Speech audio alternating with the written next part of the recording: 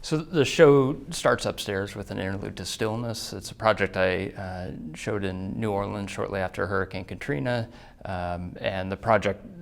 sought to reanimate an abandoned grocery store parking lot. I created 5 pumps that were powered by motor scooters, and the project consisted of 35 cars, full-size cars that I'd sewn from secondhand bed sheets, and for a period of a week, we performed the activity of a lively retail parking lot. It was important that project was aware of its own vulnerability, and so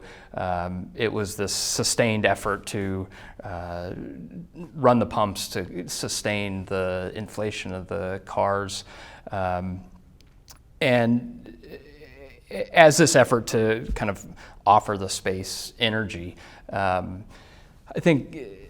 coming off of that work, I was really started to become interested in kind of the social aspect of that more than the relationship to place. And as you come down stairs into the exhibition, the work, like accompaniment, really starts to explore companionship and how instruments and objects can be embedded with the sort of residue of the maker, but also as we interact with those objects, how they kind of speak to us and share things. And so accompaniment is kind of attempts to recreate the ghost of a player piano using music box kind of simple motions. The drum is carved from carpet. Materials are incredibly important to me, and the way that I'm working with materials. I think one thing that really struck me as I was sewing the cars, the secondhand bed sheets were a really intimate material. So I would source these from miles and miles around, and each car had 11 bed sheets, and so I would cut up the bed sheets, coat the sheets in latex, and then cut the patterns. And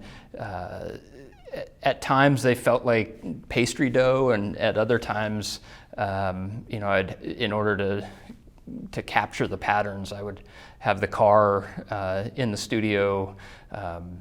tracing patterns, and so it was a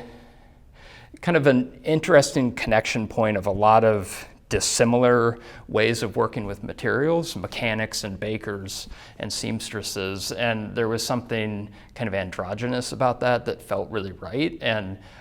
in the same way, coming down to accompaniment, hand carving away the carpet in order to activate this keyboard that I'd made out of wood, it had a I'm not a hunter, but it had a connection to sort of hides, and I think there's an appearance of that on the form. As you move through the West Gallery, Homage is a piece that is slightly less concerned with the companionship aspect, but is interested in kind of trying to create a symbiotic relationship with the places we occupy, and again taking traditionally masculine forms like cowboy boots, inverting those, plugging them, using them for kind of other purposes, and this whole project is largely made of wood, and you see a collection of cowboy boots sort of rendered stationary, trying to kind of sustain this like little residual bit of life in a tree that's been limbed. And the power source for the sort of implied power source for the piece is a electric chainsaw that's also been rendered stationary. And so, there's this thread of place, people in place, and a desire to kind of have symbiotic relationships in these places. As you move into the East Gallery, I think in some ways, maybe you revisit the idea of companionship, and the larger piece in that gallery is To Borrow Breath, which is a collection of 4 small instruments that are sitting on top of pedestals, and they alternate providing air to a weather balloon that's inside the center of the space. And I kind of think of those bellows as kind of protecting that balloon, not only just in creating a perimeter around it, but also in kind of randomly cycling through and sustaining sort of the kind of subtle inflation of that balloon. And I think that piece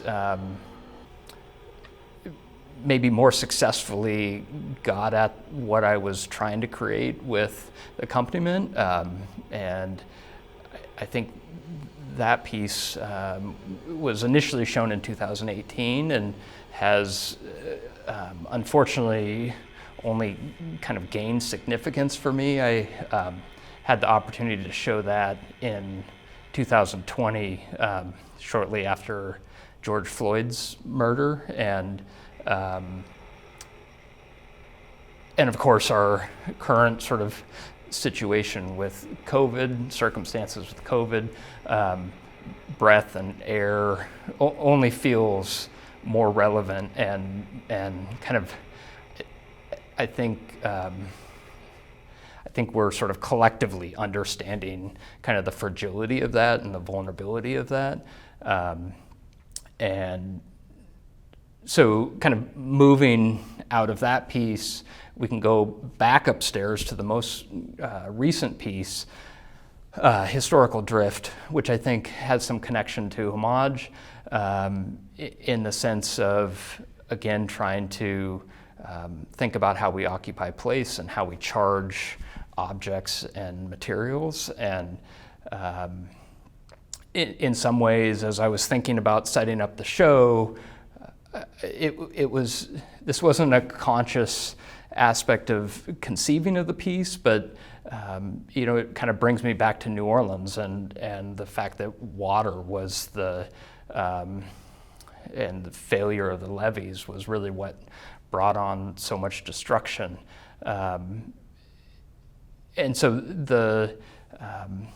piece upstairs lays out this kind of convoluted process of treating water through a duck hunting boat that's been filled with holes.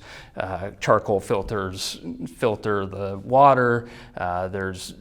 repurposed military socks that kind of wick that water up into a bugle. And I think thinking about history and thinking about why do I look at these old machines and the way things, I think there are moments where materials are linked in really powerful ways. And